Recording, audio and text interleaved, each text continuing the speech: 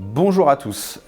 Cette année, malheureusement, dû à la crise sanitaire, nous ne pouvons pas fêter nos vœux en présentiel, donc nous faisons cette petite vidéo. Je suis ici au couvent des Trépanies, siège de la communauté de communes, lieu de service public également, avec maison de santé, ludomédiathèque, France Service, entre autres, et nous vous invitons tous à visiter notre siège dès que vous le pouvez.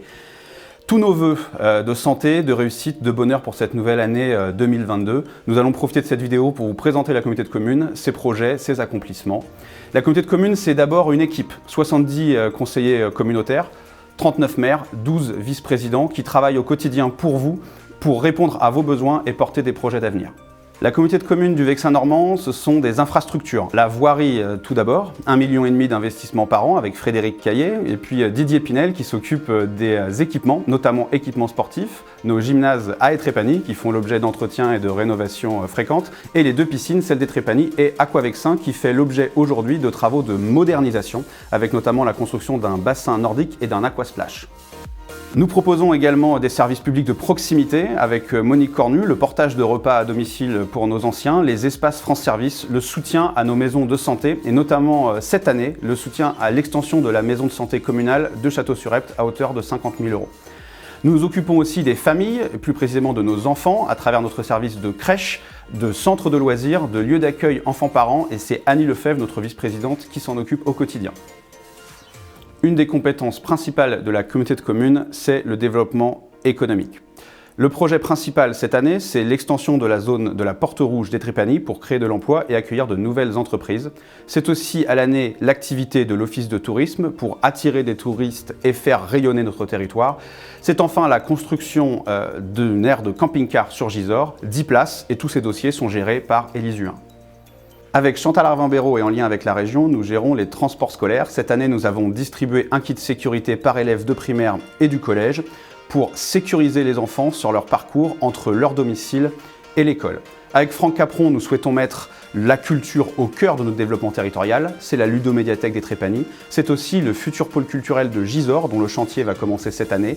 Un nouveau cinéma 3 salles, une nouvelle médiathèque, pour permettre à tous les habitants du territoire, qu'ils habitent à la campagne ou en ville, d'avoir un accès privilégié à la culture. Avec Gilles Delon, nous sommes attentifs à un développement harmonieux de notre territoire et avec le respect du développement durable et de nos paysages. Nous aidons également à la rénovation de l'habitat. Nous préférons rénover et restaurer l'existant plutôt de construire à tout va, au détriment de notre cadre de vie. Ce territoire, nous l'aimons, nous en connaissons les qualités.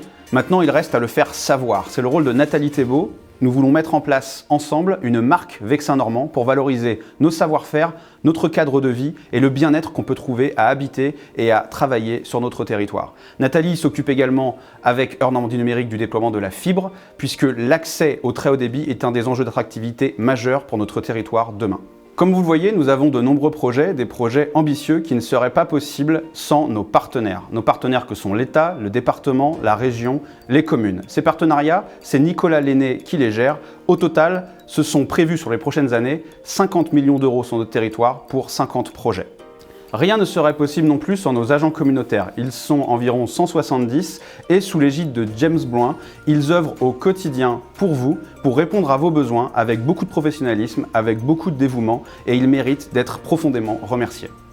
Enfin, avec François Letiers, nous gérons rigoureusement et avec beaucoup de sérieux les comptes communautaires pour pouvoir continuer d'investir dans tous les projets que nous vous avons présentés sans pour autant pénaliser le contribuable de notre territoire. Je terminerai par vous souhaiter, au nom de tous les vice-présidents, de tous les conseillers communautaires du Vexin normand, une très bonne année 2022, qu'elle soit celle de la liberté retrouvée, que nous puissions de nouveau nous embrasser, nous fréquenter, passer des moments conviviaux sans se poser trop de questions, sans avoir peur. Nous le souhaitons tous. Je vous souhaite une très bonne année, encore une fois, 2022. À très vite.